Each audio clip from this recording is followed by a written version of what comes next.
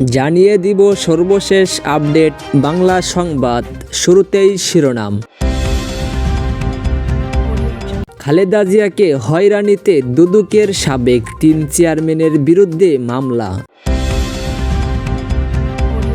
বিএনপির চেয়ারপারসন বেগম খালেদা জিয়ার বিরুদ্ধে মিথ্যা মামলা দায়ের করে হয়রানি অভিযোগে দুর্নীতি দমন কমিশনের সাবেক 3 চেয়ারম্যান এবং এক সচিবের বিরুদ্ধে আদালতে মামলা করা হয়েছে। সোমবার ঢাকার মেট্রোপলিটন ম্যাজিস্ট্রেট জিয়াউর রহমানের আদালতে এ আবেদন করেন হারুন আর রশিদ এক নামের ব্যক্তি। আদালত বাদীর জবানবন্দি গ্রহণ করে আগামী 25 মে আদেশের জন্য রেখেছেন। বাদী পক্ষের আইনজীবী হোসেন আলী খান হাসান বিষয়টি নিশ্চয় করছেন।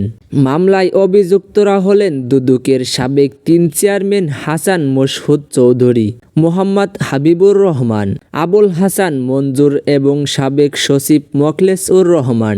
অভিযোগে বলা হয়, খালেদা জিয়াকে হয়রানি করতে রাজনৈতিক উদ্দেশ্য প্রাণতিভাবে মিথ্যা মামলা দায়ের করেন তৎকালীন দুদক কর্মকর্তা। মামলার আইনজীবী মোহাম্মদ হোসেন আলী খান হাসান বলেন, সরকারি ক্ষমতার অপব্যবহার করতে রাজনৈতিক প্রতিপক্ষকে হয়রানি করতে এই পদক্ষেপ নেওয়া হয়, যা আইনের পরিপন্থী।